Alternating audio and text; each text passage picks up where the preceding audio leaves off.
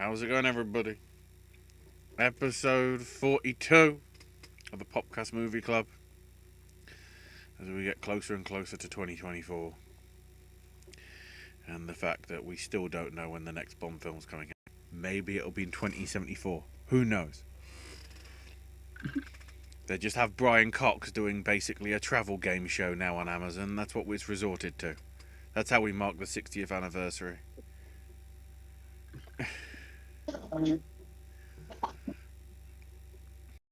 Happy Bond Day. Yes, we're discussing Tomorrow Never Dies. I am actually your host.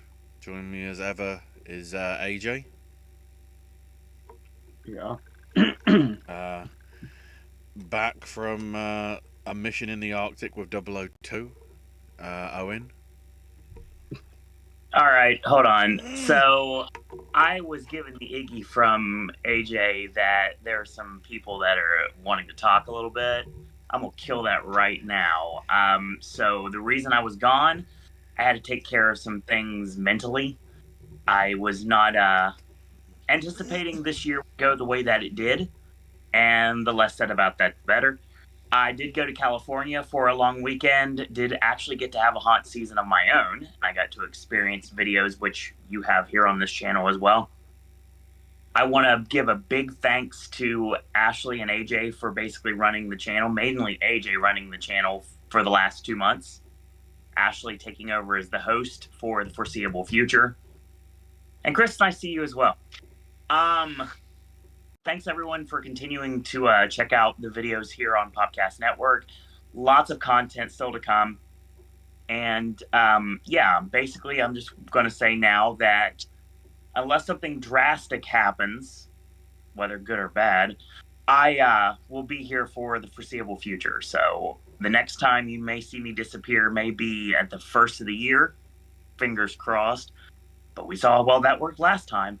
So, needless to say, we'll see how that works out in the future. So, yeah, I'm back. And I'm back after watching the first Pierce Brosnan Bond movie I've ever seen in my life. Oh. Literally, like 15 minutes ago. Thank you, Dailymotion. So now we all look towards the person that selected this, and that's Chris. Yes. Yes. So, I can't remember back to the Bond video, but maybe not in the entirety of Bond, but where did this rank in your Brosnan quadrilogy? I think it's Brosnan's third best. I don't think it's bad. It's not Die Another Day level bad, but part of the reason I picked this movie was because I feel like it's Pierce Brosnan's least talked about Bond movie, and I've never really thought it's that bad, and I like a lot of the ideas in it, and I think a lot of them apply to today, which I know always makes AJ uncomfortable when I pick something somewhat topical. It's the only Bond film really that's took a dig at China. Mm-hmm. Maybe it's because when they realised that the international box office was going to be more of a thing, they realised we don't piss them off. What I like too is it gives me a chance to talk about Brosnan Bond, because Roger Moore Bond comes up a lot because a lot of people like to step down from Connery. Connery comes up because he's, by many people's standards, the best Bond, which I would agree with. Connery is the best, but Pierce is my favorite. And I kind of feel like Pierce Brosnan is almost, not quite, because he's got GoldenEye in his back pocket, and The World's Not Enough's pretty decent, but Brosnan, I feel like, is the equivalent to me of Ben Affleck Batman, where it was a great choice. Their movies just weren't there to showcase how good of a choice it was. AJ, you were going to say something before I talked about China. I think this one's better than The World Is Not Enough. As far as me ranking Brosnan, it would be the order they came. Right. But yeah, I was trying to remember how much this came up in our other video, and I think that kind of goes in with it being underrated. I think it just didn't come up a lot. Mm-mm. It does a lot of things very average. but it also has some stuff. It's one of my favorite car scenes in all the movies. I had to do a presentation. AJ, you may remember this. I did a presentation in 10th grade on James Bond's vehicles at the time. So there was no Daniel Craig yet. And the parking garage scene in Tomorrow Never Dies was my visual aid in addition to the PowerPoint. And I played that shit on a VHS for the people in my class, and they loved it. And I got an A+ on that project. So I'm trying to think. Basically, is this the first pre-Craig Bond film you've seen, Owen? Oh God, yes. Oh man, I that's a shame that you haven't seen GoldenEye yet. GoldenEye would have been such a better one to get your Well, Brosnan Bond on I with. wasn't even just talking Brosnan. I'm talking anything pre-Daniel Craig. Yeah, Mm-hmm. Yeah. for sure. I will say right now, growing up with this group of people, growing up with Chris and AJ, and knowing that Chris, just like with Batman, is one of the biggest Bond marks on the face of planet Earth, and also being around Will a ton as well, another huge Bond mark, it never really went to me. I never really cared enough because I talked to AJ about this, and for me, James Bond was just kind of there. But when I talk about spies, I went with the parodies of James Bond, like Maxwell Smart and Austin Powers. I watched the parodies of what James Bond would be. And for me, Pierce Brosnan was just the dude in Mrs. Doubtfire. So He was the victim of the run by fruiting. So, exactly. so that rate for you, probably the best James Bond that you saw was Jason Connery in Operation Kid Brother in that MST3K episode. No, Clive Owen in the International. And I'll always say that. It's the best non-James Bond James Bond movie that's ever existed, and you can hold me to my feet to the fire on that one. Yeah, but that wasn't a parody. It was Didn't specific. have to be. It is funny. I had the exact same reaction my brother did to hearing that when you mentioned that this was your first Brosnan one. Was, oh fuck, you should have started with Goldeneye. For sure. I would have picked GoldenEye, but everybody, well, apparently not everybody, most everyone has seen GoldenEye and loves it, and I thought there really wasn't any more to add to that, and I just feel like Tomorrow Never Dies is the shafted kid. Well, And Go ahead. Hey. and in our video, Goldeneye got quite a bit of a spotlight. It came up a lot. Yeah. And that's another thing too. It also ties into the video game adaptation that everybody and their mother apparently started playing back in the N64 days that I never touched. So Those video game adaptations. It was brilliant. The video games always came out to coincide with the next Bond film. So GoldenEye came out in 97. Tomorrow Never Dies, the video game, came out in 99. And I guess they must have pulled their finger out their ass because The World Is Not Enough video game came out in 2000. They were paying attention. Plus, technically, there's two different versions of that game. But we'll address that whenever we talk about Bond video games or The World Is Not Enough on here. Because don't Dude, worry, I tell you, I'm bringing up some interesting stuff regarding the Tomorrow Never Dies video game tonight. Because there's some interesting stuff in that which I'm trying to work out whether that was cut from the script or whether they just added it in. I'm about to date myself, but I remember sitting in my room. AJ probably remembers this too. Sitting in my room playing the PlayStation version of The World Is Not Enough, blaring Papa Roach, and I will not apologize for it. I wasted a lot of motherfuckers in that game listening to Papa Roach. God, I just had a full-on flashback to even like every detail of that bedroom when you said the combination of The World Is Not Enough video game and Papa Roach. Like just everything came back. Yeah, because I remember the Tomorrow Never Dies game came out, and I was like, oh, this is third person. This kind of sucks. And then World Is Not Enough brought back first person, and I was like, oh, maybe this will be like GoldenEye. But no, I couldn't find my GoldenEye fix again until Nightfire on PlayStation 2. Which is fair. That's probably the stronger of the first two EA ones. So. Mm-hmm. So yeah, we begin with the pre-title sequence, as we traditionally do with Bond, and it's an arms bazaar somewhere on the Russian border. Everybody's standing out. There's Ricky Jay going, "Why am I not in a Paul Thomas Anderson film?" Hey now. Is it bad that Ricky Jay is the first person I recognized on screen just because of who he is? No. I knew immediately because I'd forgotten. It was actually interestingly timed because I just watched House of Games like 3 days ago, and I forgot Ricky Jay was in this.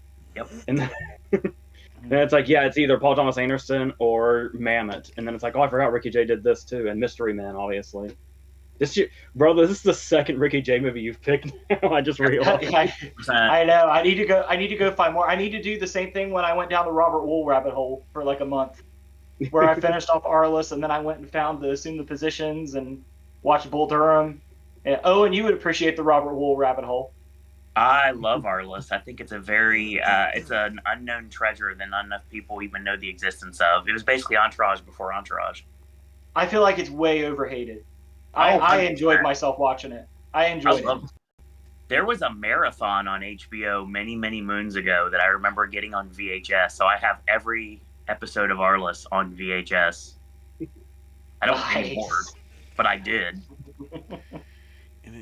Oh man, I wonder what happened to those. I wonder where the Arliss tapes are today. Probably somewhere in my mom's house. But speaking of Ricky Jay, like there's a lot of people that pop up in this movie. Ricky Jay's in it, Terry Hatcher's in it, Vincent Schiavelli's in it, and it's a crime that he only has one scene. I was excited That's a stone cold crime. I thought he was going to be the heavy, and I was like, no, he's not. He's just the guy who get to him. He should have been. I would have traded him for Stamper in a heartbeat. The person this is where I need to bring up the first victim of this film, Ricky Jay. Yes. If you look at the background and the deleted scenes, his trick was, you see it. I'm trying to think. It's somewhere where we see him for the first time in Carver's office, where he's setting up the whole Devonshire stuff, and he's got a pack of cards. The backstory is those cards are deadly because he knows how to throw them and basically cut your throat. Yeah, got he's cut got from the film. Got cut from the film. He's just there. He's just there as some guy that gets shot at the end. Dude, that's amazing because that could have worked in his magician gimmick too. Yeah, exactly. He did. Yeah. That's why it was there. He was able to insure cards, and they took it out of the final film. That's a shame. That totally changes that character. Because like when you actually watch the movie, it just kind of looks like. First of all, it's almost like he's just kind of a carryover of Boris from Goldeneye, but he's also kind of like what Nedry would have gone on to had he survived Jurassic Park. Is essentially what that character is. I love the moment when they're running like this big bad operation, and there's the moment where I think it's when he steals the encoder. Right in the background, you have to listen for it. As Ricky Jay's walking away, you hear him say like, well, now I have to leave, and I hate what is it? I hate traveling because I never know what to pack. Yep. And it's like just this big bad villain saying that. I think the scene where for what's essentially going to be, he's essentially starting World War III, and that's what he's worried about. The scene I remember that scene you're talking about, and it made me realize I need more scenes of Bond villains packing to travel to the different locations and just muttering curse words at themselves while they're packing. Like I need a scene of Sean Bean going, I don't want to take a fucking scarf. Like, yeah, because obviously Carver had to get to Vietnam at some point, and it's like so he had some whole trip. Yeah, I think it was. Did he take anything? It was the scene in Vietnam where the cards were supposed to be thrown. You know, while they were battling to get out of the room with the torture instruments and everything. What I vaguely remember. It sounds like it kind of sounds like Gubba could have been like Brosnan's odd job. Easily. If he wasn't cut down. I think he was always intended to be killed off like he was, though. But I mean, it's just a little side thing where it's like he could have been just as, you know, dangerous, as sort of Dr. Kaufman was. He's Gambit. Come on. Yeah. I feel like Gupta's End gives me a very, maybe it's because I always have Batman 89 on the brain in some way, it seems like, but it gave me a very Bob the Goon vibe death. Yeah, just how abrupt it is after he was so kind of crucial. Yeah. And it's funny that you made the Boris connection, because to me he gave me a lot more of an Oromov vibe. Yeah, a little bit. Yeah, Even from surviving the pre-title sequence. Yeah. I don't like Inexplicably at that. I don't like Stamper being the final heel that has to have the battle, because dude is a terrible actor, at least in this role, and he reminds me of a mixture of Dolph Lundgren and Ryan Nemeth. Okay, yeah, this is the second stab somebody's taken at Stamper in this video, and am I gonna have to defend Stamper a little bit? I think it was just the script he was given. He comes off very monotone. I guess that's what you're supposed to do in a Bond movie. I don't really have any form of reference here, because this is my first introduction to. At some points, he does feel like a Drago knockoff.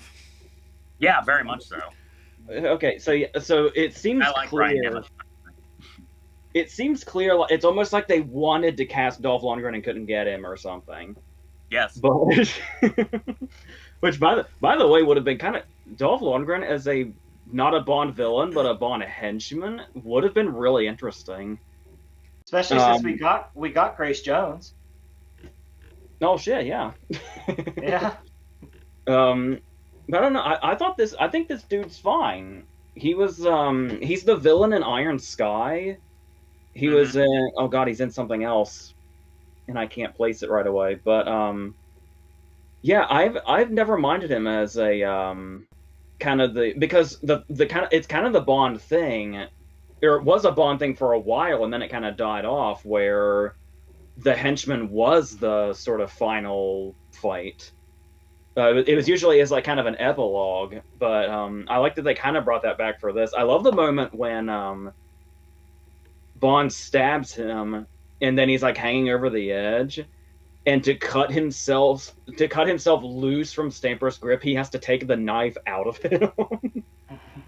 Stuff. I like what they did. I also always wondered if Michael Kelly's character on House of Cards was also named Stamper and kind of somewhat has a similar job. I always wondered if the naming of his character was intentional. It seems really random if it was, but I've always wondered that.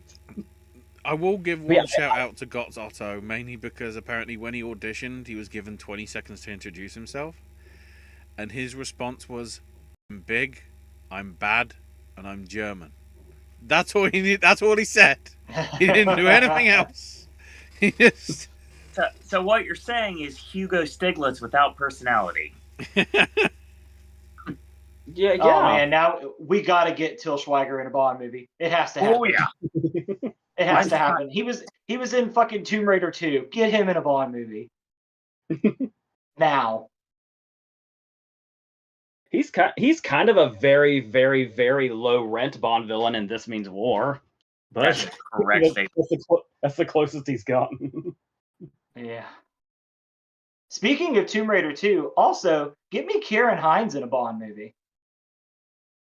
How has that not happened? I can actually see him as your immediate thought might be a villain. I could easily see him as a Bond ally, actually. Yeah, I think he'd be an ally.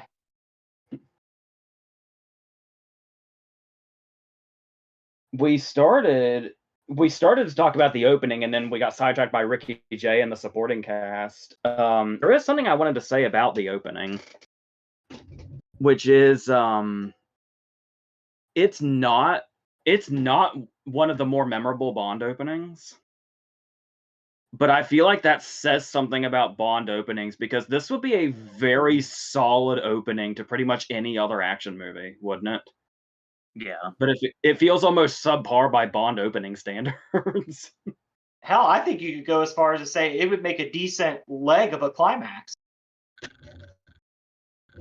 Yeah, especially for this movie, because this movie's climax isn't The villain death is quite memorable, but the climax itself kind of isn't. And this is also a good time that when Sheryl Crow was on top of the world, so it made perfect sense for her to do a Bond theme. Yeah, I always dug this theme a lot, actually. And there's the second victim of the film. KD Lang had recorded the track. And MGM Honestly, were I like, can see it. she isn't popular enough. We need somebody that's popular, so we get Sheryl Crow in. Don't get me wrong. Her theme is pretty good. But I think the original as intended one from KD Lang that we get at the end is far superior. You can tell it was the intended one because so much of the stings from that version appear in the score. True. It Nothing does else carries feel- over. Yeah, I do think the Katie Lang one suits the Bond sound more. Mm-hmm. But I don't know, I just really, really dig the Sheryl Crow song too. So that's hard to say. Then the other thing I realised about this, even though I've watched it maybe 100 or so times, I've only just realised everything in this basically takes place over what, 3-4 days, bar probably the pre-credit scene. Yeah, because they tell M that she's got 48 hours. So I think it does take place right about in that span. Yeah, well, yeah, because the Devonshire stuff happens. It comes out, the following morning in the press.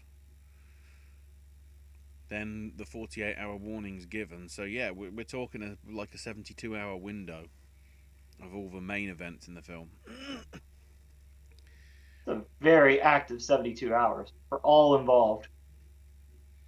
Except for Terry Hatcher, because she died about 24 hours into it.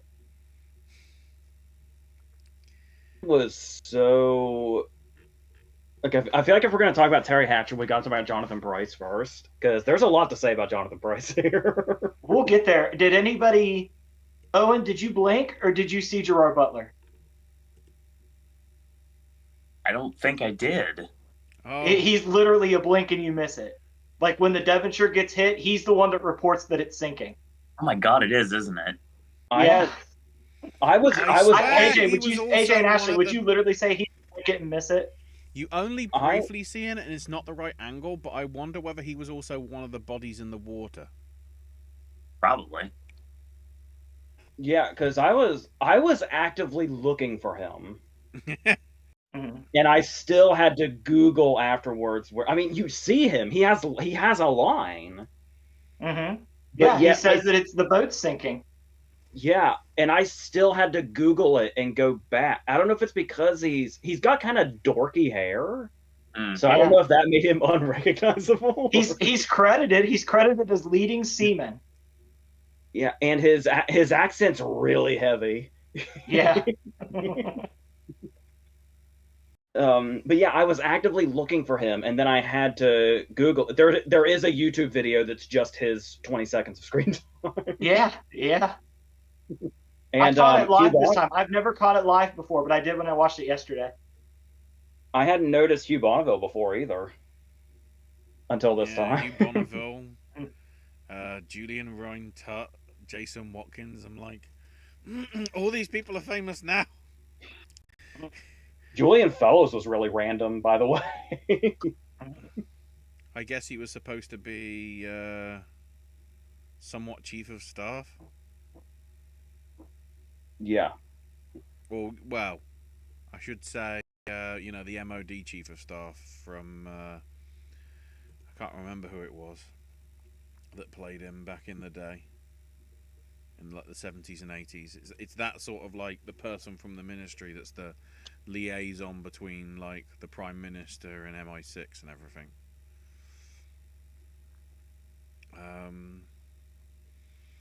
And then, for those of you that know your sort of Hong Kong action films of the 80s and 90s.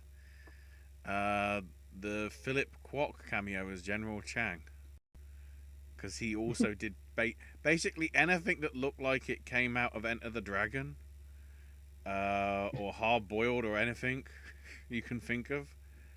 He choreographed, so that was his sort of brief, nod when he walked through the shot in the Vietnam office as the general.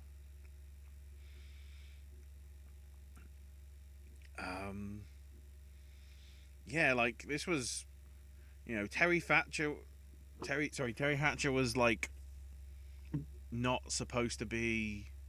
Originally, they wanted Monica Bellucci, but again, the studio were like, well, she has to be American. I'm like, why?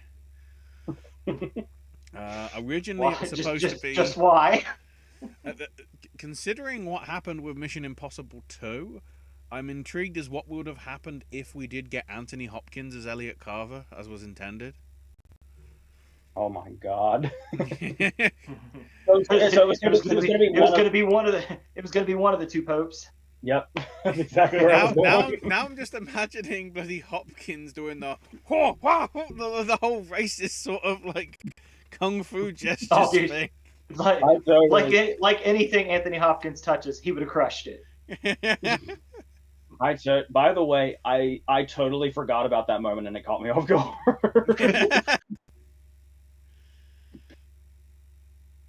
It's like the one douchey thing he hadn't done yet was be racist, and then there.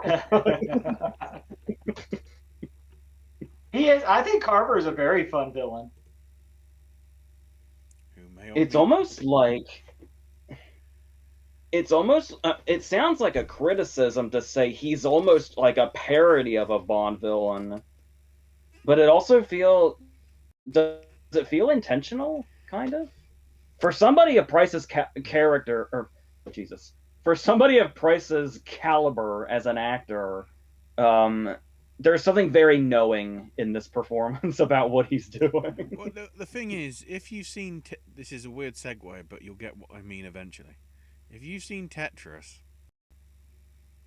you know that Robert Maxwell was a dick. So therefore, I think it automatically is correct. Because basically everything about Maxwell and his dynasty and his supposed connections to sort of Mossad and Israeli sort of secret forces and whatever, and the inevitable conclusion that Maxwell mysteriously died at sea, which is why that line was basically put in there. It was like, you remember Robert Maxwell? And everyone internationally is like, who? It was literally just a joke, I think, for the British audience to some extent. But in essence, Murdoch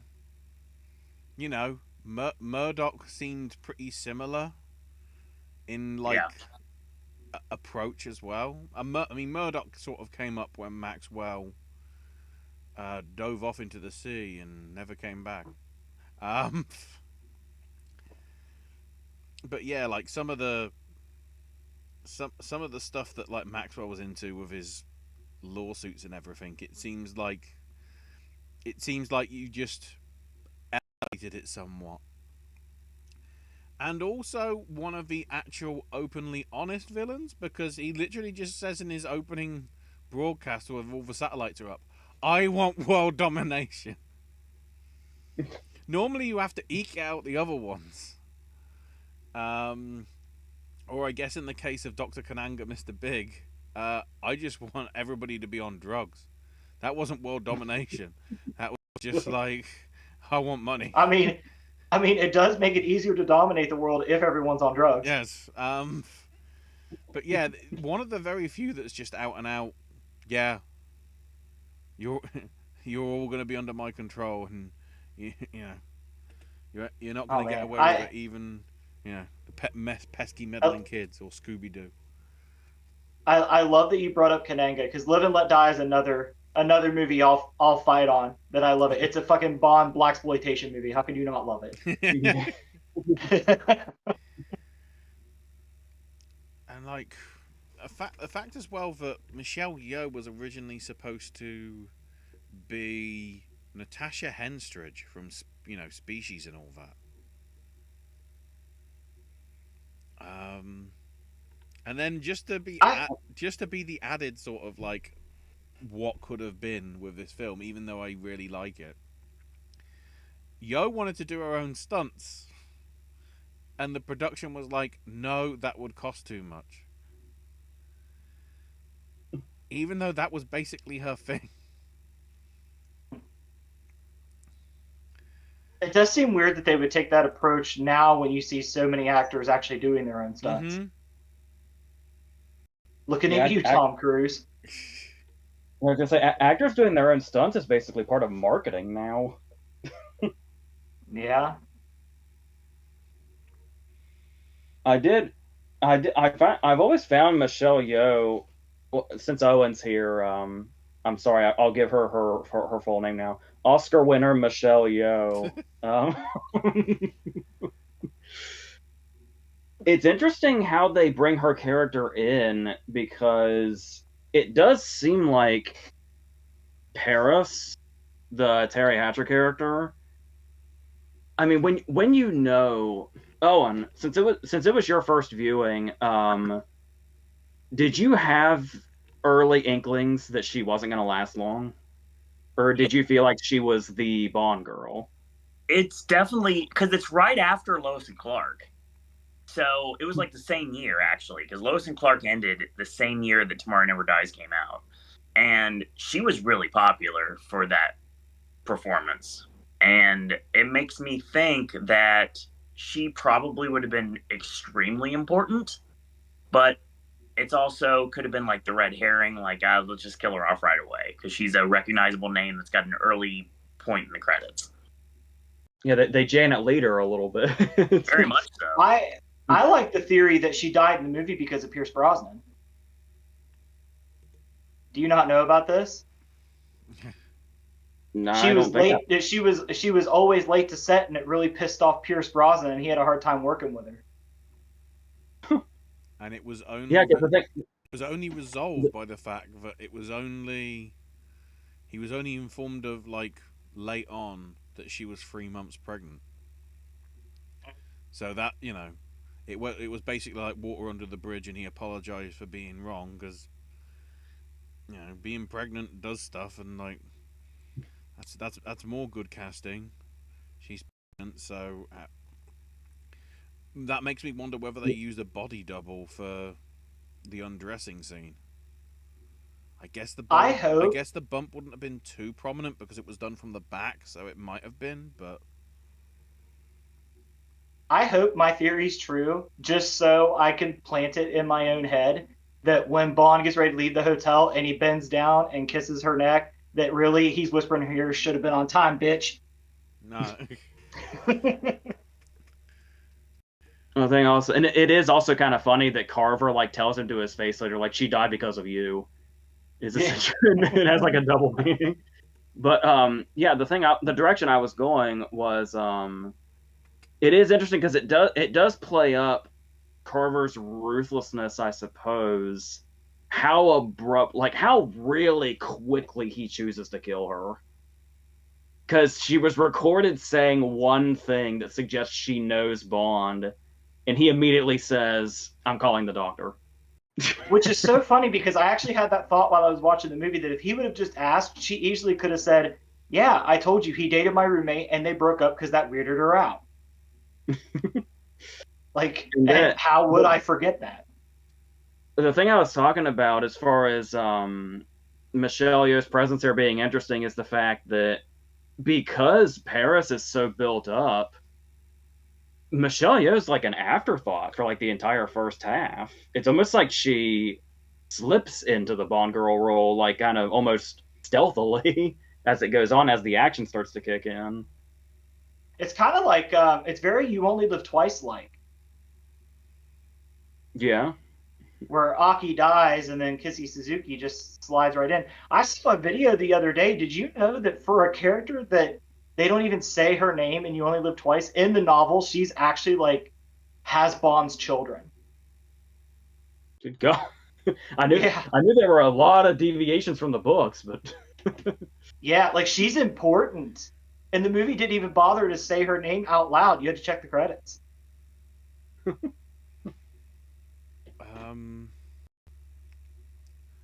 trying to think. The other thing that I'm interested in, we never actually get more of is how deep their relationship was, because in essence, this is the closest since what's her name from the first one? Honey Rider. Evelyn Trench. Oh yeah. Yeah, she shows up. She's She one of the only ones carries that shows up in over, the sequel. and then of course Tracy. There's clearly something here that he actually sort of. Okay, he doesn't go as far as shedding a tear, but he feels remorse for this relationship that he did have. I think it's Sylvia Trench. Sylvia Trench, yeah, that's it. Yeah.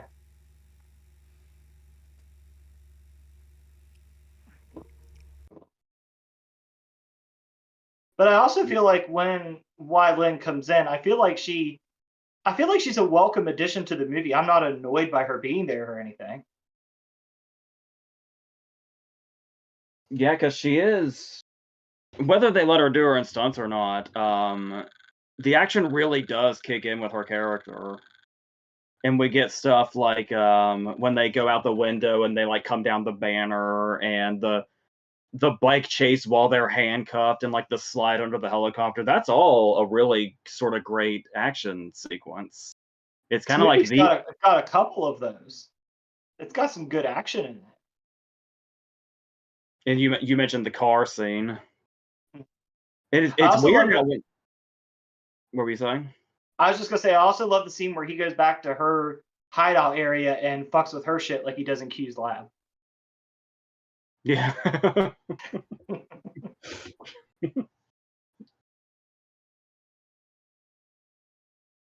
Well, I need to talk about Jonathan Pryce before I burst. So he might as fucking well be Vincent Price how he plays this bar. I thought you were going to say, well, he actually probably did burst, but I was going to say to Owen, do you want to discuss the all but brief 3 minutes that we get with Vincent Schiavelli as Dr. Kaufman? Great seeing him here, and I was so happy. I was like, he's going to be really important. No, he's not. He's just brought here to be killed off immediately, isn't he? Ah, come on. And sure enough, he gets his villain moment, and it's like, nope. So there is one thing though, as brief as it is, and you wouldn't pick up on this because you haven't seen the other Bond movies, but AJ and Ashley, I think, will agree. That's one of the most cold-blooded Bond murders we've ever seen. I'm like that was straight up ice in his veins. I fucking hate you. Please die. I'm assuming that's what they were setting up, was that feeling, because for him to have one scene and be played by such a recognizable actor, like they even built, like when he says, call the doctor and make an appointment for my wife, they're really building him up as a character. Yep. For him to have that 30 seconds. I mean, he sort of, bar the bit where he starts shouting because Stamper's shouting in his ear through his earpiece. He's very Jake the Snake Roberts in his stuff.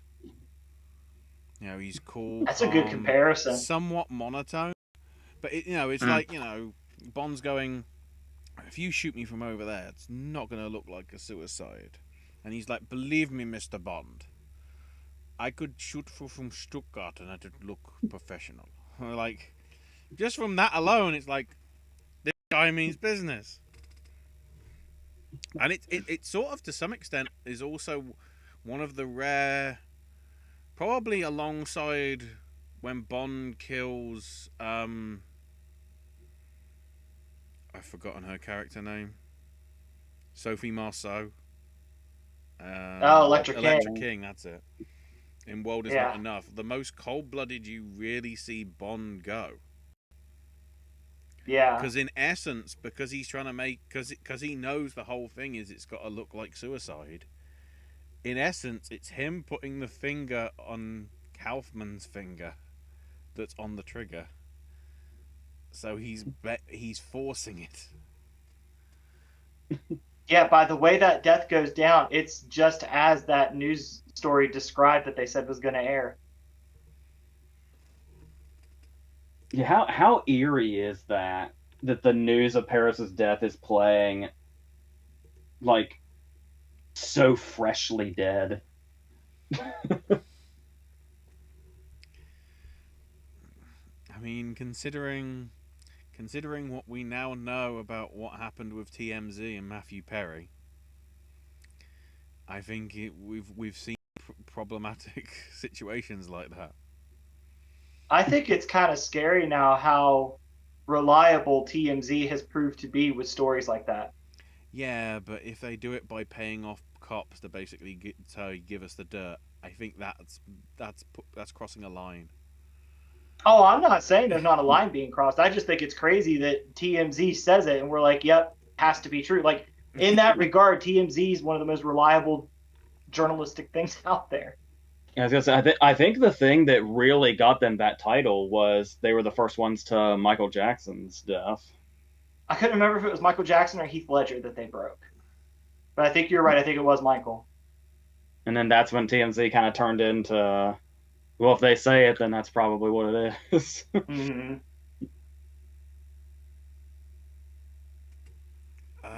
Don't worry, Jordan Peele got revenge for everybody on TMZ and Nope. So.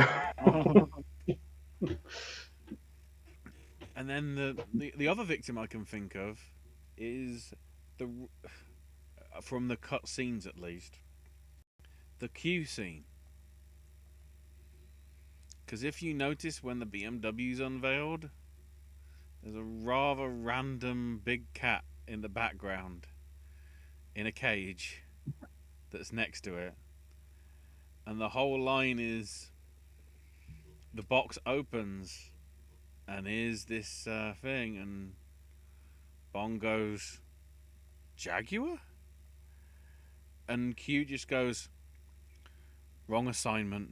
Then goes to the next box, and that's when it. I guess they're playing up the fact that it would be the first time that Bond's car wasn't British. Because the only car that you got in GoldenEye was the old Aston. Now you got the blue BMW. They built it up that it had weapons. We just never had a scene with it. Yeah, true. The most action it got was from Joe Don Baker. Yeah. That was it. Which, by the way, I love that Joe Don Baker came back for this. Yeah, random Mitchell sighting. Mitchell. It says a lot that every time I see Joe Don Baker in Living Daylights, I'm just like, Mitchell. The power of MSD3K. I was gonna say, how is this the second time Mystery Science Theater's come up now?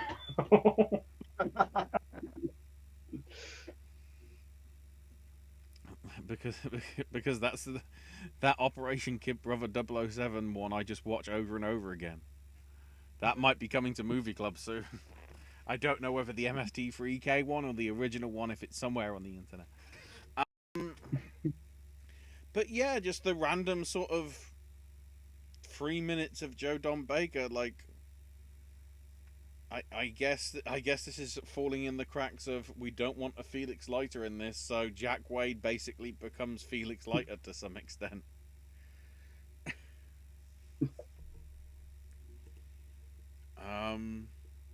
I did like the chemistry as well between Jeffrey Palmer and Judi Dench, which for UK people, which is probably about 7 of you.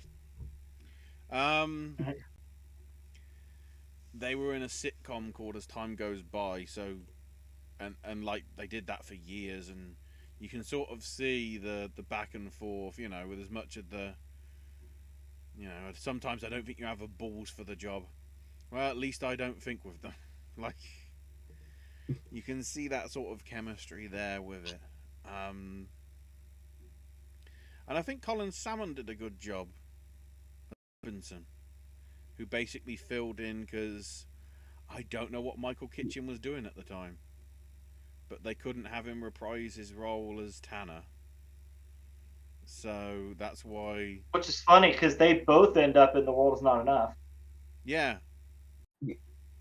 Also, now that you've brought it up, can I just say I don't want this to become like a whole thing, but I just want to point out that I'm really glad Judi Dench got to be M when she did, because it's this really cool moment where Bond kind of gets called out in GoldenEye, where Judi Dench comes in and says, "I think you're a sexist, misogynist dinosaur." And then here she has the balls line, which works really well.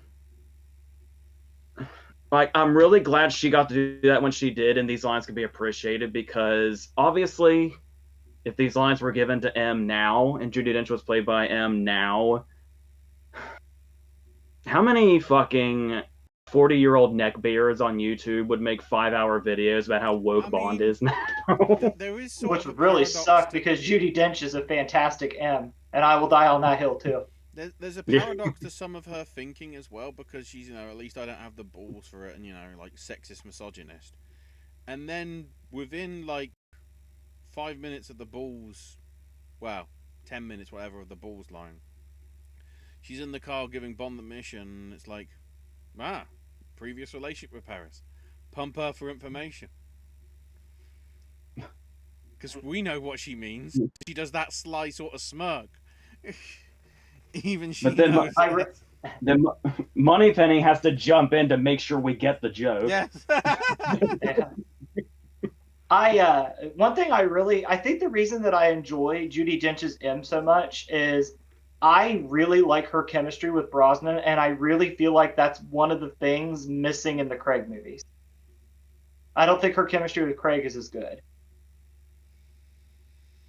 Yeah, because it does feel like her arc in Skyfall only really exists in Skyfall.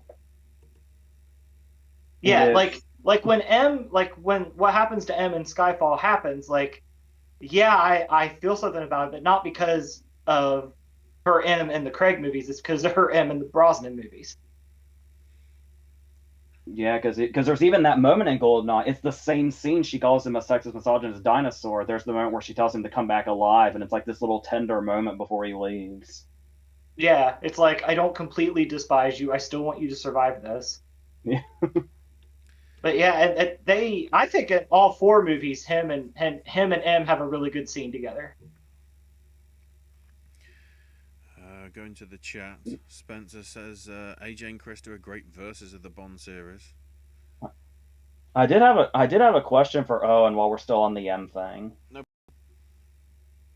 There's actually very little M in this movie. Mm-hmm. At the end of the day. But you having seen you've seen all of Craig's. Yeah, I have. Did you see No Time to Die? Oh, No Time doesn't matter. Everything from Casino Royale to Skyfall is all that matters. Spectre. Did you get a vibe at all of the chemistry between M and Brosnan enough to be able to compare it to what she had with Craig? If you remember much about it. What was that? It seems stronger with Brosnan. It seems forced with Craig. Yeah. It's written to be there with Craig. It seems legitimate when it's Brosnan. Which is a shame, because I think there are some scenes with M and Bond in the Craig movies that would be great, and I really wish I could have seen Brosnan do those scenes with her. Yeah. Like, especially the one where he shows up at her apartment. I would love to have seen Brosnan do that scene. Yeah, or the scenes at Skyfall where they're just waiting for Bardem to show up. Yeah. And she's just like at the end of her rope, essentially. Yeah, I think her and Brosnan would have made that moment feel a little more real and a little more tender. Because I think Craig is an okay Bond. He's just very wooden. Mm-hmm. Very wooden. And Brosnan has personality. It's still so weird to me that Skyfall is my favorite Bond movie when it's a Craig one. It's a damn good Craig one though. Casino Royale's good, and a lot of people say Casino Royale's better. I disagree. I think Skyfall's better than Casino Royale. Yeah, everything else in Skyfall transcends that Craig is Craig. Spencer says that this movie should be in the Criterion Collection. If that's the case, there's a lot of Bond films that need to be in Criterion. I would assume if a Bond movie were to go to Criterion, the first one to make it would be Goldfinger, I imagine. I figure it would be Goldfinger, but my secret hope, more than Goldfinger, I would love if they did it for From Russia with Love. Yeah, that would have been my second choice. Mm-hmm. From Russia with Love's fantastic. Oh, and you should check out From Russia with Love. It's fantastic. I think I'm just butthurt because the Bond Lounge stopped serving Pepsi. I would. It's funny that you said that because I just watched The Cable Guy the other day at work, and it made me think of there were no utensils in medieval times. Hence, there are no utensils at medieval times. Would you like a refill on your Pepsi? Dude, I got a lot of tables.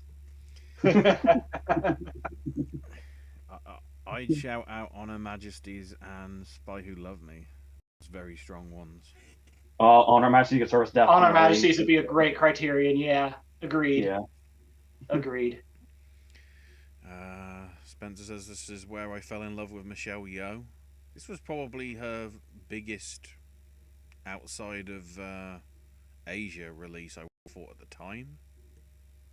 Yeah, probably till Crouching Tiger. Yeah. Yeah, and then kind of starting from the mid 2000s to now, she's like in everything. Literally.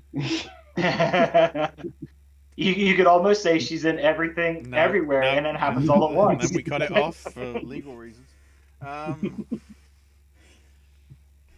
Actually, this is topical.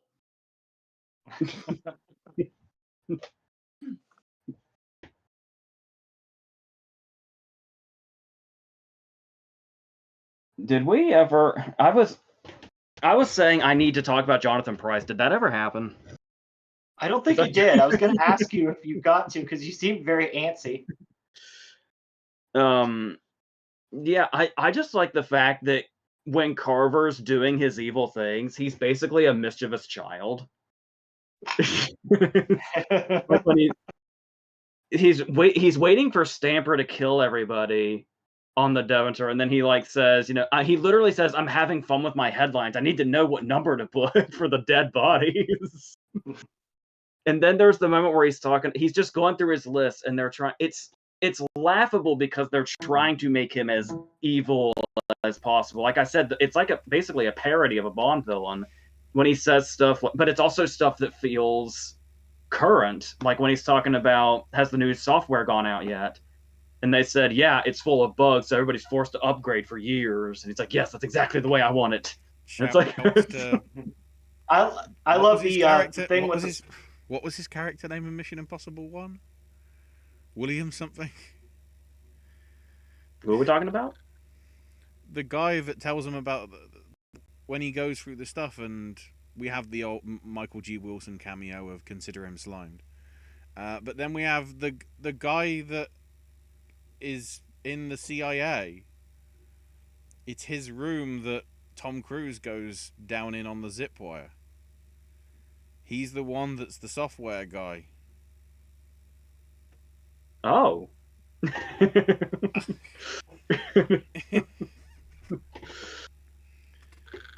There was a couple of other things.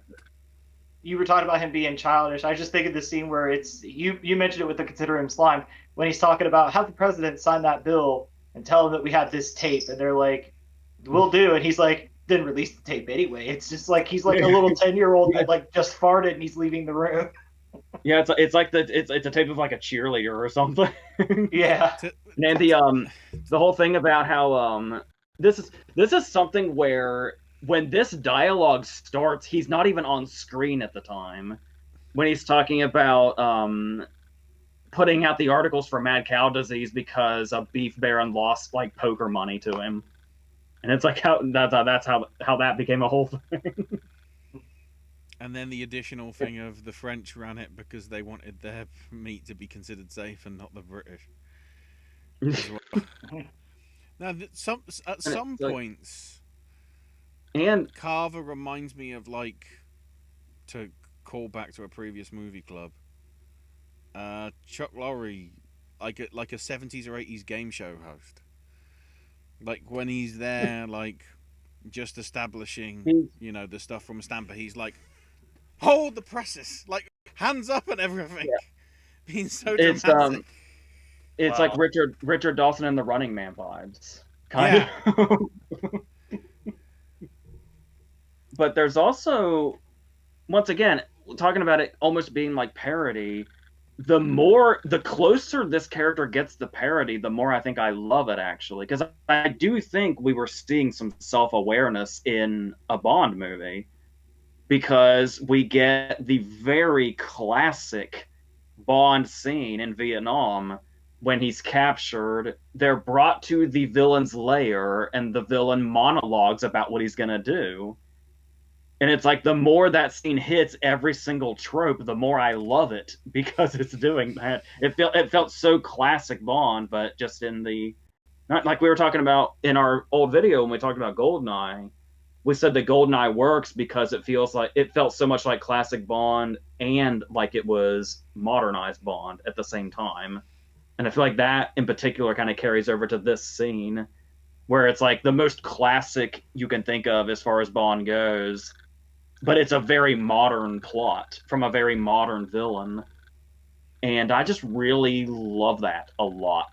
It's like really, really fun. I also love the line of,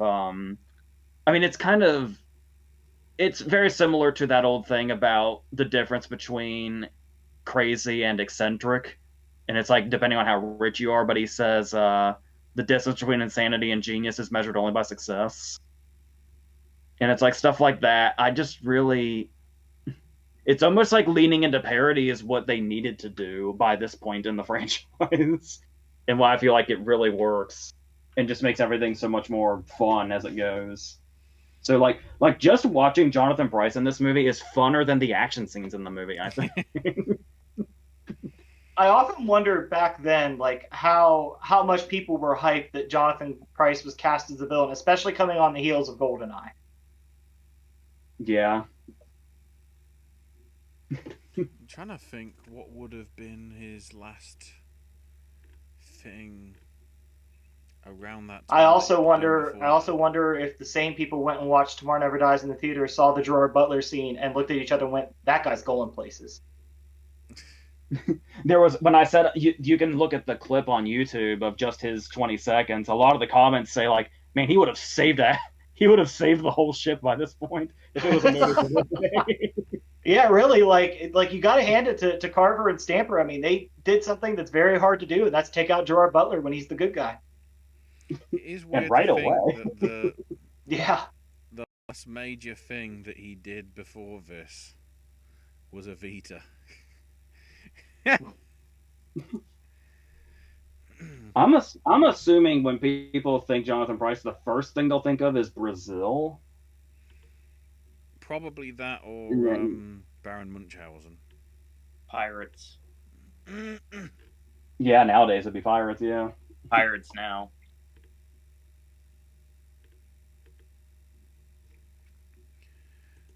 You were talking about how Carver goes into parody. I love that all over the movie is just giant posters of his face. Yeah. And it's always like in shadow, and he has a sinister look. Like it reminds me of a setup in like a '60s Batman villain lair. Yeah, the only thing that's missing is the tilted angle, and how it's my god, Carver would have been a great Adam West Batman villain. And it is, I do like this. It's sort of like it, on top of it being a good action moment. It's a good fuck you that they escape by tearing the banner completely down. Yeah. Spencer says, love Terry Hatcher too. I met her once. Nice lady. Very smart. She loves James Bond. Dench is irreplaceable as M. She should have been nominated for an Oscar for her final movie. Spectre? No. That would have been Skyfall. Yeah, she was in Spectre though. They filmed that one bit. So technically she was in it. Who would she have been up against she in was Skyfall? credited it. She got BAFTA nominated her for Skyfall, I think. Mm-hmm. That was the year Anne Hathaway ran away with it. Wow. Oh, Spencer's 300th watch of Pacific Heights tonight. Josie says, hey, Popcast team, tonight's my first sleep in my new place. So I hope the move worked for you, Josie. Oh, and Josie says, I'd like to imagine Bond now in Pacific Heights world. Melanie Griffiths as M, Spencer says, me and Josie will direct and write. Or maybe we'll co-direct and AJ, you could do the screenplay. Back in the day, we made a Bond movie with action figures, and do you remember, by the way, who our villain was? No. My Vince McMahon action figure. Yeah. Oh yeah. Oh yeah. If I remember correctly, he only has one arm now. It's funny. Josie mentioned Melanie Griffith as M. I think it was Josie that mentioned it. Melanie Griffith as M. If I was going to do any American woman as M, I would do Jamie Lee Curtis. Yeah. Is it the obviously she would actually be really good, and she has like that authoritative way about her. Is it also the haircut kind of being similar to... I think so. Spencer adding that Michael Keaton as Bond would have been cool. I mean, to some extent he was just called Batman. I think Michael Keaton would have been a great henchman. That'd be interesting. Like in his, I'm when you say that, I'm imagining like 80s Keaton, like mid 80s Keaton. Probably, but not. I just watched this the other day too. Probably not Johnny Dangerously Keaton. Yes. That Fargan bastard. Owen, we might have to bring Johnny Dangerously to Movie Club. Ooh, it's been an idea for a while, believe me. I know AJ will hate it, but I think we should absolutely possibly do it. Well, that's the thing is I'm not a fan of Johnny Dangerously, but I do wonder if I saw it through the lens of when we do this, if maybe I'd come around on it. Maybe. I wonder. Josie's got a little bit of trivia and other stuff. Price's villainous plot is scary relevant today. If the villain in Moonraker is Musk, then the villain here would be Rupert Murdoch. As I say, it was very much done as a nod to Robert Maxwell, and if you look into his stuff, as I say, you get enough of a vibe from all the Tetris thing. There's loads of Tetris things online, on YouTube, documentaries about what he was like just within the video game sort of stuff, like the Tetris stuff. But there's a lot of shady, murky stuff in his past that may have led to him gone missing. Because the writers openly say that that's what inspired it and everything. For the fight scene in the bicycle shop, the producers had to call in Jackie Chan's stunt team because none of the stuntmen wanted to do the scene with Michelle Yeoh because of her full contact stunt fighting style, which he perfected in the Hong Kong action films.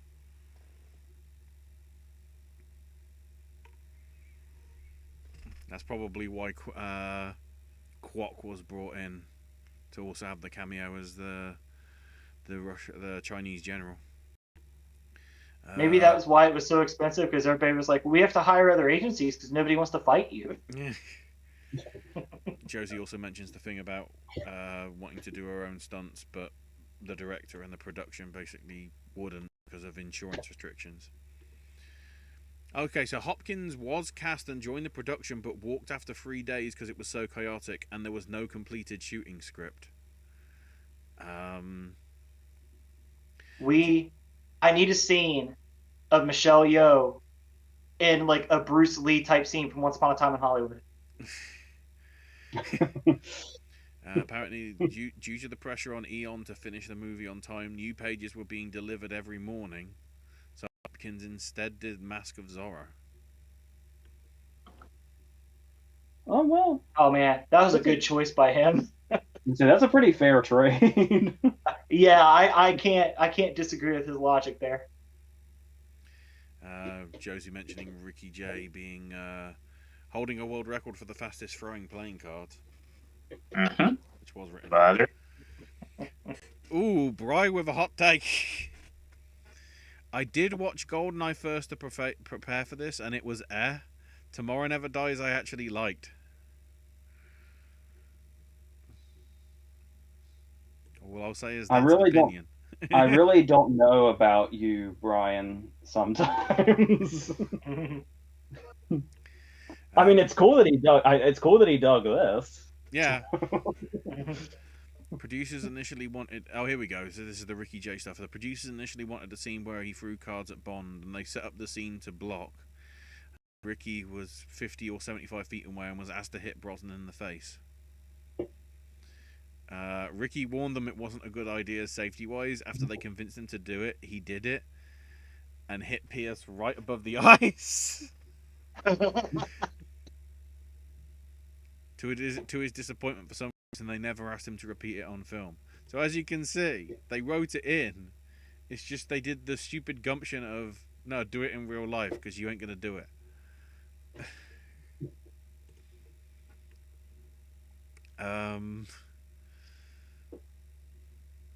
Although it did get over $300 million on only a $110 million budget,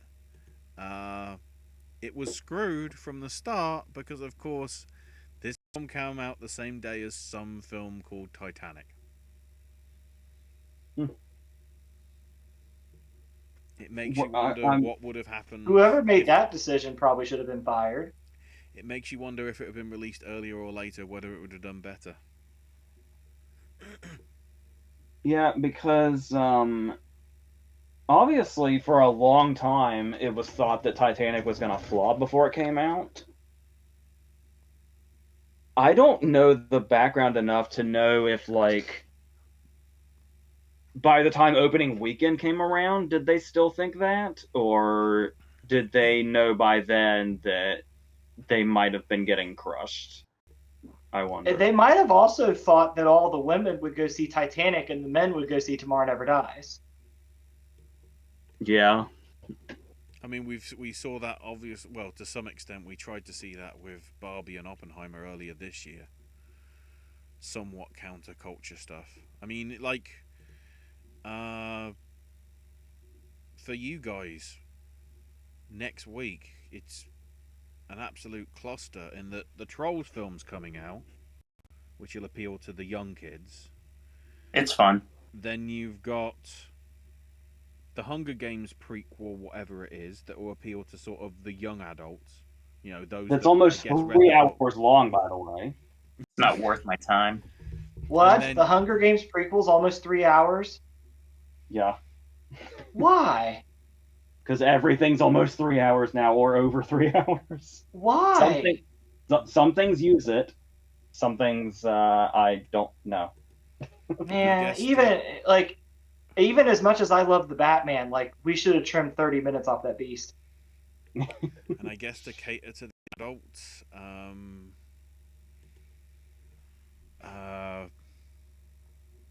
you've got Eli Roth's Thanksgiving. Yep. So sort of jumping across that. You missed one. Well, those are the only three that came off the top of my head. Well, there's the other movie I'm watching on Saturday before AEW's pay-per-view. That's Next Goal Wins.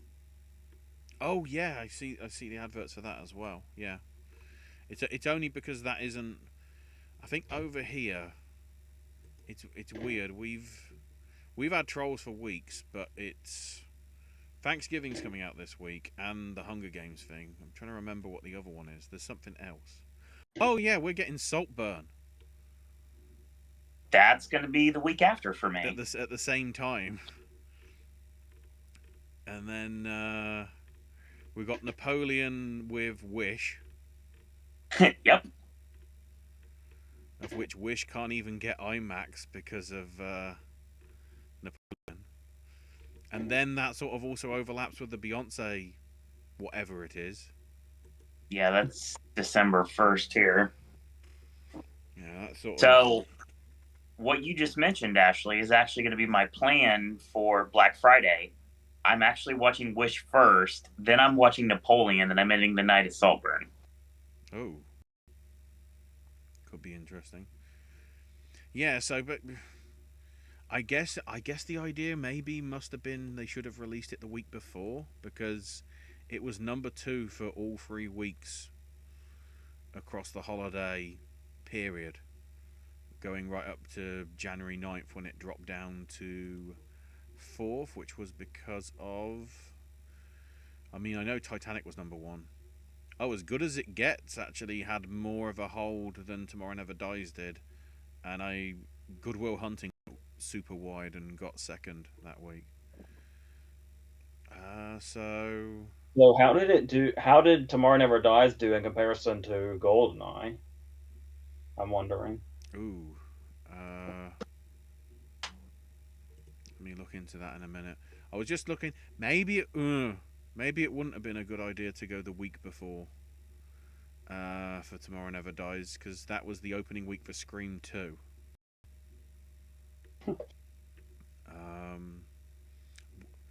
Wow, I'm just looking at so along with Titanic and Tomorrow Never Dies on the US releases, that week also saw a new release of Mouse Hunt,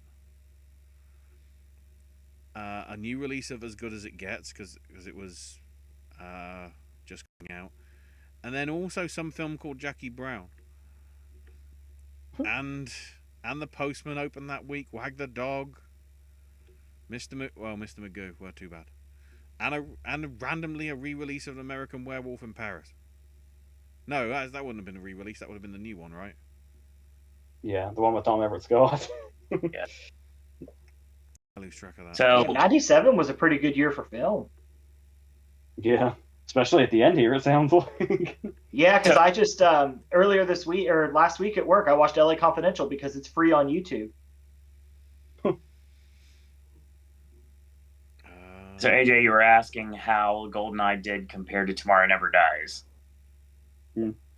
So our wondrous friends at Box Office Mojo do have a way of talking about the Bond franchise itself, and it looks like the opening of Goldeneye opened at 26 million, and Tomorrow Never Dies opened at 25 million.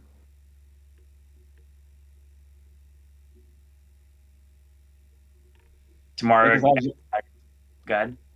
Yeah, because Goldeneye there was a 6-year hiatus between Dalton and Brosnan, and Goldeneye kind of had to reinvigorate it. I was curious if that was right away or if Goldeneye had legs, maybe. Goldeneye finished with 106 million, and Tomorrow Never Dies finished with 125 million. I wonder if Goldeneye got helped along too from word of mouth. Goldeneye would have helped as well, because it actually, wow, a rare time when a Bond film came out in America before it came out here. Okay. So it sounds like Tomorrow Never Dies did pretty well considering it opened with Titanic. Yeah, keep in mind, Goldeneye opened in November of '95 as well, so it probably would have had more time. I'm trying to see what that would have been up against in terms of releases that week. Tomorrow Never Dies is the 9th best Bond opening of the entire franchise, with Goldeneye right underneath it.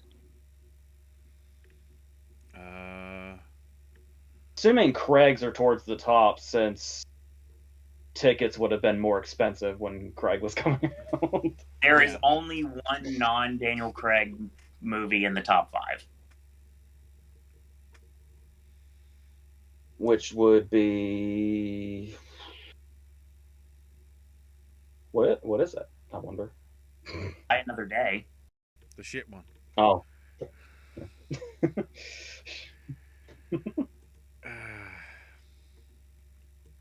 Die Another Day was my first Bond movie in a theater. Yep, same. At the time, I was like, Man. we wow. almost. And then every time I rewatch it, I'm like, I cringe more. I We. like shrivel. I remember. I don't quite get Batman and Robin vibes from Die Another Day, but it's close.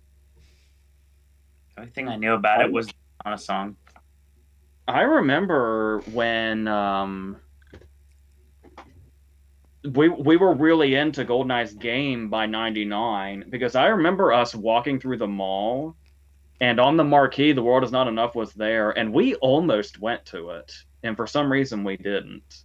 So that one what got really close to being our first one in a theater. I don't think we would have appreciated it at the time like we would have now.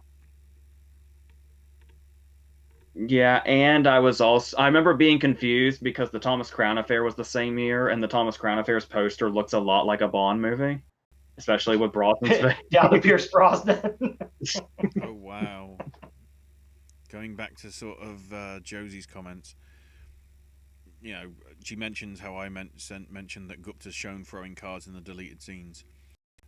Ricky Jay would also be employed by the CIA in real life to teach agents sleight of hand, like how to pick pockets and pass objects between them without anyone noticing. That is absolutely true. Dude, Ricky Jay led an awesome life. Ricky Jay might actually have been a secret agent. Who knows? Man, there's not enough people out there saying, man, I wish I could have lived like Ricky Jay. There's not enough people saying that. There's a movie hiding in that story. When they had to reshoot the car park scene, it was too expensive to go back to Germany, so they just did it at the Brent Cross shopping centre in London. I'm guessing that was probably the internal bits.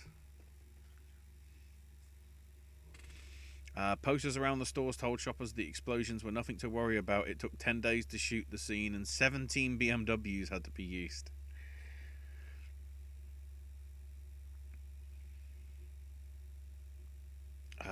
That one device Bond uses during the car garage chase looked like a Game Boy or a Palm Pilot back in the day. So cool. Easily my favorite scene in the movie, without question. If we'd have had product placement in a Brosnan-style film, but during the Craig era, you just know it would have been the Nokia N-Gage that would somehow have been used. Yeah. The weird... It was the right shape. It looked like a taco. It looks like a games controller. When the one guy fell into newspapers, Josie went, talk about black, white and red all over. It does make me wonder, like, sometimes whether they're ad-libbed and, like, how much of those are just, like, did Pia think of something clever that time? The stealth ship is not a fictional invention. Lockheed secretly constructed and demonstrated one in the early 80s, but the US Navy finally decided they didn't want any. The prototype, called the Sea Shadow, was 160 foot long, and the movie ship closely resembles it in shape. You know, it's funny. When I used to watch Tomorrow Never Dies before I went on my cruise, I would always say, like, what if there was a Navy guy out there smoking and saw this big thing? And now that I've been on a cruise, I can tell you at night, you can't see shit. No, you can't. Like, it would have been funny if Bond drove a Ferrari here, because Michelle Yeoh's super French husband was the former CEO of the Ferrari F1 team. As I kept pointing out during the award season for the film that I can't mention. Because it was like, I don't mind Michelle Yeoh being there, but like, what the hell is that guy doing there? I'm used to seeing him dressed like that because he was always at the blooming FIA galas, like handing out the presentations at the end of the year saying, you won the championship, well done, pose for a photo. Michelle Yeoh has the same birthday as Vera Farmiga, M. Night Shyamalan, Soleil Moon Frye, aka Pumpkin Brewster, Leslie Odom Jr., the late Robert Mitchum, and the late Lucille Ball. The date being August the 6th. And then Pierce Brosnan's birthday on May 16th, the same as Danny Trejo, Megan Fox, Deborah Winger, Murray Winningham, Jim Sturgis, the late Margaret Sullivan, and the late Henry Fonda. Dude, I would go to a double birthday party for Pierce Brosnan and Danny Trejo. I would be all over that shit. The theme song by Sheryl Crow lost the Globe and the Grammy to My Heart Will Go On. Of course. Makes sense. In other news, the sun came up today. Yeah. Is this We will touch. Considering the Grammy nominations came out, I think we'll just touch on that tomorrow during the Q&A stuff. Because it's got some awards connotations. Who knows? Mayor Winningham appeared in Turner and Hooch, another film from the director Roger Spottiswoode. Fun fact: she's married to Anthony Edwards. They got married a few years back. According to the book The Bond Legacy, a farewell scene for Q was written for this film on the assumption that Llewellyn would soon retire from the role, but the idea was dropped only to be carried over in The World Is Not Enough. I have that book. Oh, Pierce Brosnan was injured during one of the fight scenes. A stuntman's helmet hit him in his face. He required 8 stitches down one Between side that of his and face, leaving the crew between no that and Ricky choice. Jay's card, it doesn't sound like a good time for Pierce. Yeah, leaving the crew no choice to film many of his scenes from one side only.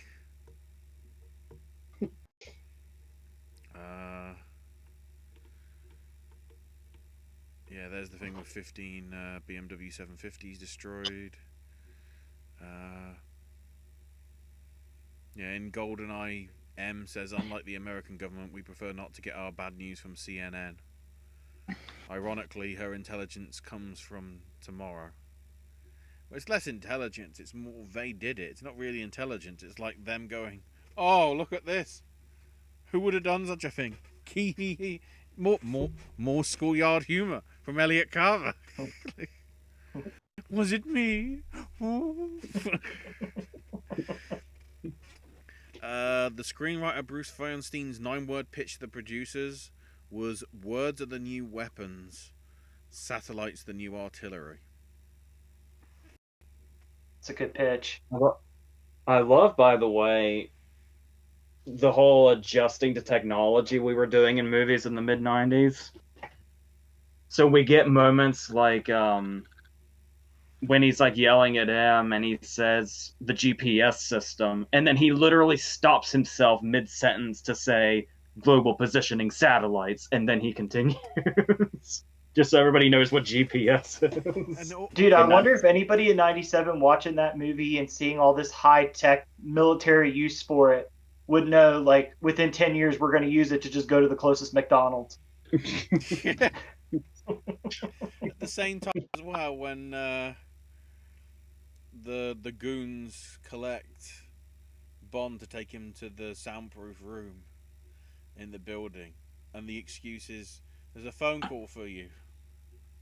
Nowadays, it'd be like, no, there isn't. You just look at this. Nowadays, going back to the Cable Guy that I rewatched, nowadays you have to just wait in the bathroom until they take a piss. just as long as it's not in the quick stop. Product placements, brand integrations, promo tie-ins, and sponsorship for the movie include BMW in their second movie, in a free movie deal. L'Oreal Cosmetics, Heineken. Now I'm trying to remember if this was the first Heineken beer sighting, considering how prolific, like, even the commercials were for Daniel Craig. Where it's like, here's an advert for Heineken, it's Daniel Craig drinking a beer. We're being that obtuse. Dunhill probably for the cigarettes. Ericsson for the phones. God. Ericsson that became Sony Ericsson, that became Windows Phone, that became nothing. And Omega Watches, as it usually is.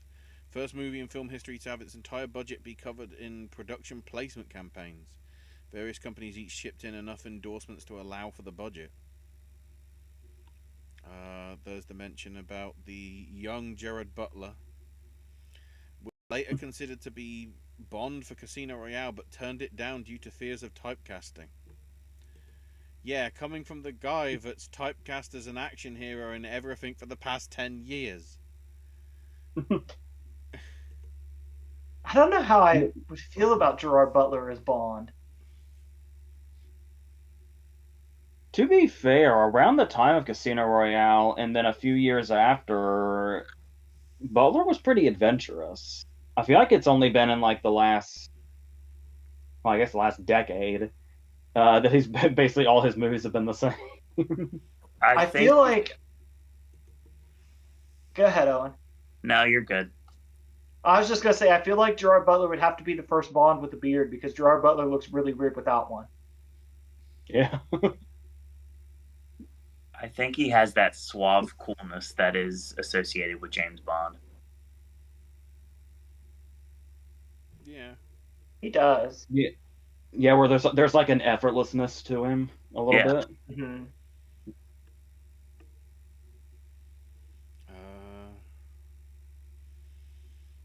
Also, Bry mentions this was Michelle Yeoh before Crouching Tiger, and kicks here, although why the kiss at the end? I mean, probably because that's what they thought, like, Bond was all about. Although, from what we see, he's one of the least intimate with any of the Bond girls in the stuff. He gets pretty intimate with Elektra, and The World Is Not Enough. I think it's why it pisses him off so much when he kills her. Yeah. I was gonna say he's sort of intimate with. He's intimate with all the Bond girls really across the four. Bar. Yeah, To I like some the extent, I like the Yeoh. scene in Goldeneye with Natalia where she points out to him like how his line of work makes him so cold to people.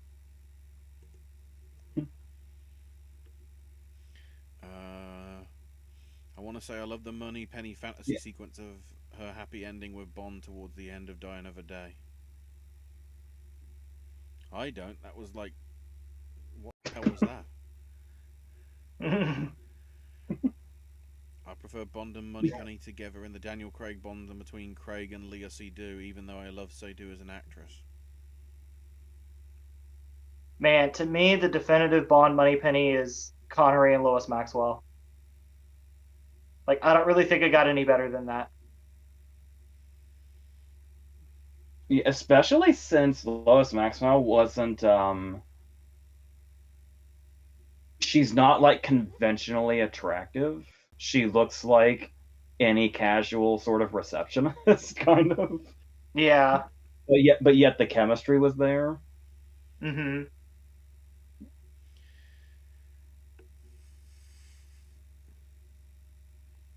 Owen needs to see No Time to Die. It's a masterpiece. I'm gonna have to disagree on that. I still to this day am not sure how I feel about No Time to Die. When did we watch it, AJ? Has it been 2 years? Year and a half? It was like it was right after Halloween 2021. Yeah, I still Because don't know how I feel about it. Because it was Halloween night that you said we should go to No Time to Die. So it would have been like the first week in November in 2021. Yep, still don't know how I feel about it. Bry also says, so with Owen back, does that mean we're going to do Rent after Apollo 11? I'd say that's probably reasonable. We've got to have a musical at Christmas. Because no doubt bloody all we'll get over here is bloody South Pacific and Carousel and White Christmas and the sound of flipping music on British television, because that's all they put on.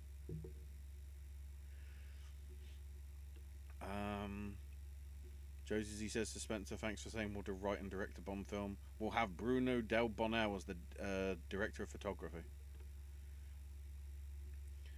Josie also says, well, the holdover's out. I've yet to see it. Just that maybe for Movie Club we could do Wonder Boys in celebration of that.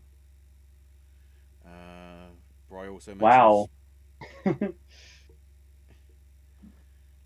Bry also It's mentions... just funny. It's funny that she mentioned Wonder Boys. My brother mentioned a Curtis Hanson movie also, and my next movie club pick may or may not was going to be a Curtis Hanson movie. Yeah, I actually have two Curtis Hanson movies I want to mention, and I haven't decided which order they're going to go in, but yeah, so there's going to be an abundance of Curtis Hanson soon. That should be fun. yeah, Josie, get to see the holdovers as soon as possible. And honestly, if you can see it with a full theater, it's even better. Bryce says, don't forget May, December, and Maestro, and Josie also had Poor Things as well. The one brief thing I do want to mention, the random level, aside from the bits that they just add in for gameplay stuff like skiing in between, I guess the first bit and then getting to the planes and doing all that sort of stuff. There's a random bit where they decide to follow up that Carver basically paid off Satoru Ishiguro, who is just there for 4 seconds at the start, for doing some sort of new terrorist attack apart from on top of the one that's mentioned at the start of the film. And they have that as like a sub boss. And part of me wonders whether that was originally in or whether they wanted a second level that had snow mechanics, so they just added it in. It's weird that they just like beef that out from out of nowhere in the film.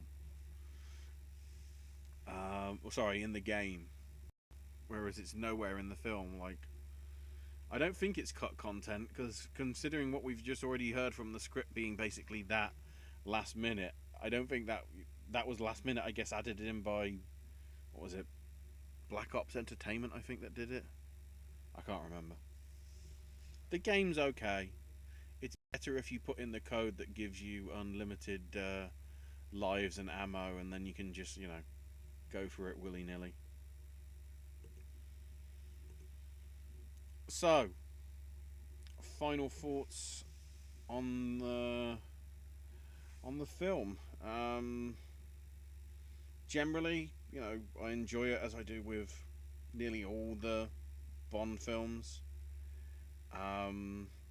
It's a nice little sort of 2-hour thing to not really get invested in, but still be enjoyable and good. And yeah, it's I wouldn't say it's the black sheep, because the black sheep's the one that's bad. But yeah, it's sort of under the radar for some. I'll certainly agree with Chris on that. AJ, next to you. Yeah, I would say underrated is a word that's thrown around a lot, but this is something where I feel like it's appropriate, where it's like you're not trying to say it's like a misunderstood masterpiece, just that it's underrated. Just that it's better than you might be led to believe, and certainly more fun. And like you were saying about the runtime, where it just doesn't really overstay its welcome either.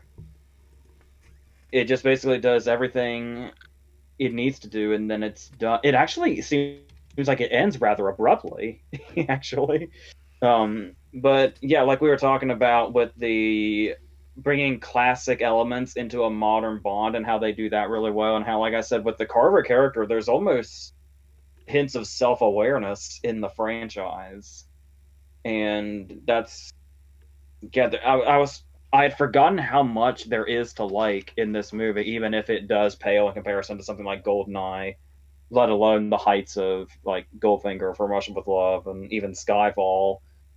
But yeah, I've always been perfectly fine with this one, and I feel like it gets better every time I see it too. So it's one that I don't come back to often, just because I don't really, kind of going back into that underrated status. It's one I don't really think about.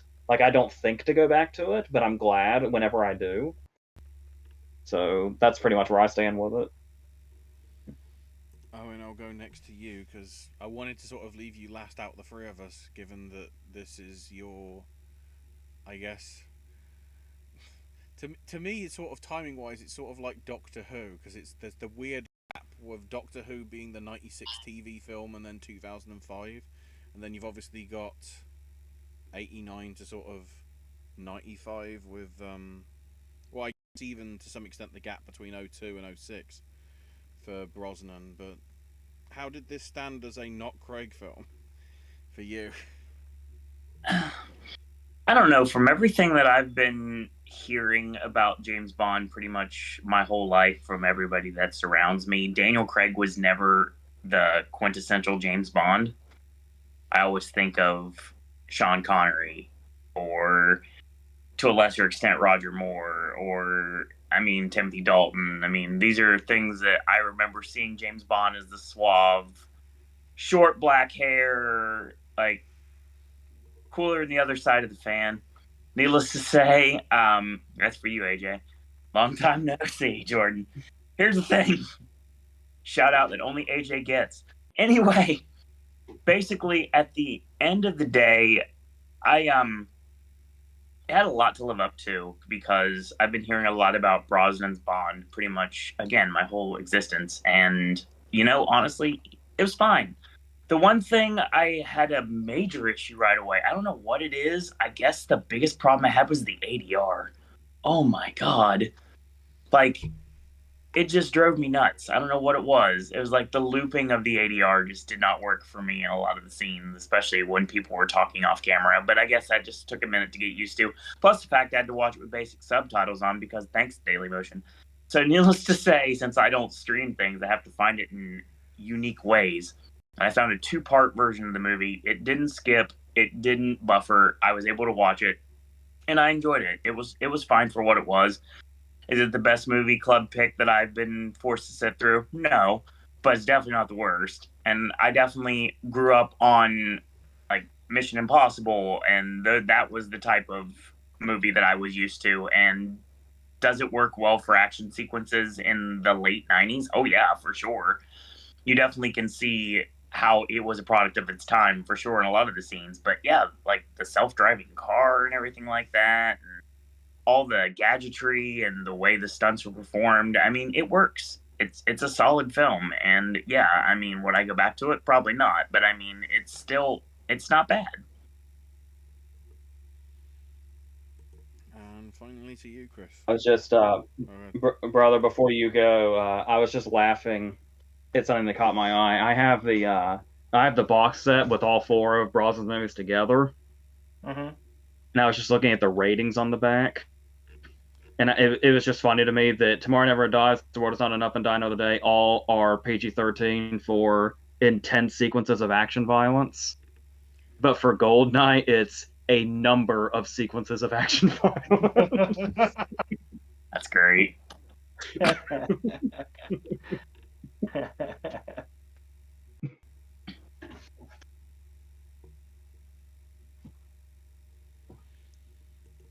All right, Chris.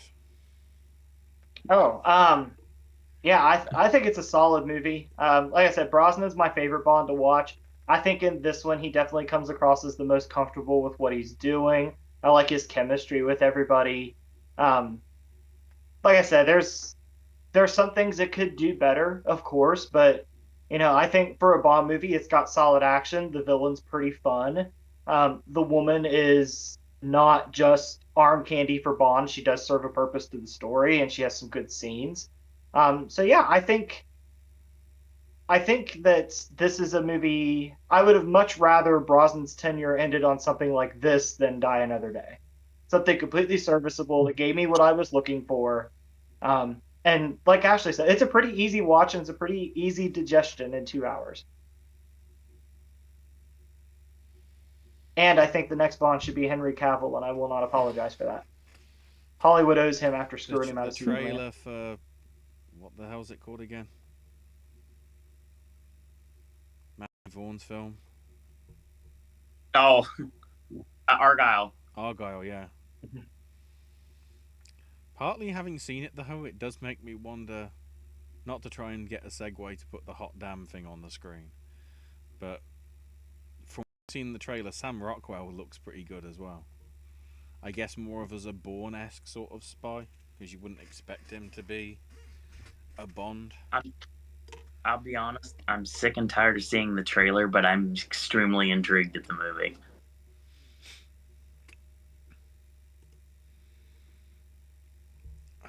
So, in terms of Movie Club, we'll be back in 2 weeks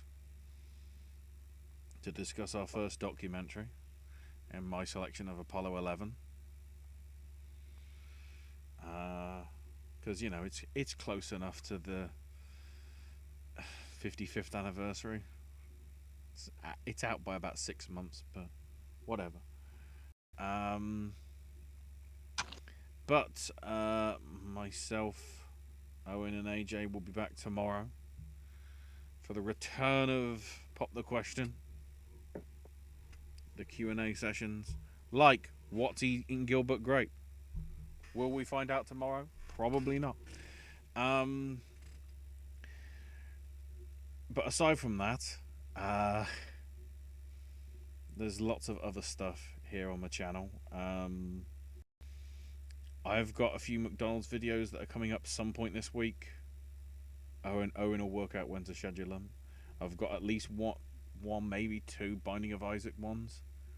There was a good old clusterfuck of one on Veterans Day. If you want to see me fail 3 times in about the space of 30 minutes, there's your video.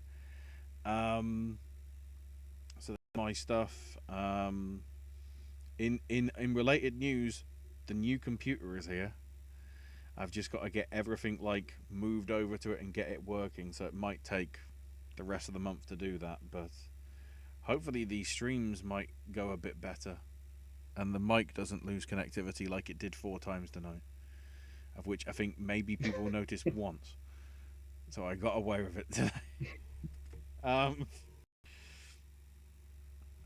Owen, you've got you've got a few more Sip and Snacks in the can, and I'm guessing a lot of Voices of Liberty stuff and all that. I got a lot of stuff, actually. Yeah, we should be real good on content for a while. When we've got a ton of Sip and Snacks, there's a ton of Voices content. Still haven't posted any of the 7 videos from July 4th, aka Mecha Day. So needless to say, there's lots of stuff. I mean, I've got Hanson videos coming up soon because I got to see them again a couple weeks ago. So that's something I definitely I'm going to be putting up before too long. Lots of content. And at one point, somewhere in the future, AJ will also be discussing Killers of the Flower Moon. So that should be coming up around Thanksgiving time, tentatively. Yeah, I just wanted to make I saw Killers of the Flower Moon like 12 days ago. And since I'm so burnt out on videos now, just said sometime before the prediction video will be when it goes out. I think we specified it'll be like the Friday after Thanksgiving or something. If you're looking at scheduling, the way that it looks like to me, if everything goes according to plan, that's going to be a long week for us because should be Black Friday after Thanksgiving if everything goes according to plan. Saturday would be up in the air for what it would be. Sunday would be Movie Club for Apollo 11, and then Monday should be our Oscar predictions. And then Tuesday might end up being a QA show. So it's going to be a full week of Popcast Network content the last week of November. Not that I don't love being with you all. It's just a lot.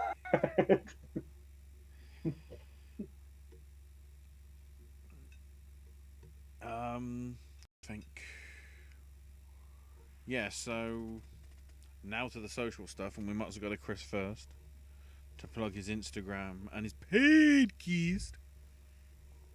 Instagram's Chris Hunt's Toys. YouTube podcast, Figures and Flippy Shit. Just put up a new episode this morning, edited by AJ. Comes out every Sunday, usually morning, early afternoon. That's where you'll find me. Owen can be found at Sir Owen Disney and Popcast Network to give you all the updates as to when the videos go up. I can be found on Twitter X at Ash is my name UK. And AJ cannot be found on all them social medias. And just like Keith Richards is basically like Pepe Le Pew in relation to Captain Jack. Can you tell I just read the Wikipedia page to try and get something interesting? Oh, also he can't be killed by conventional weapons. But the Acme movie can. Wow. Oh, Bry has also informed us that Apollo 11 is free on Roku. So, it's Someone send me a accessible. link immediately. It's accessible. I think the DVD is at the library here. I might just go get that.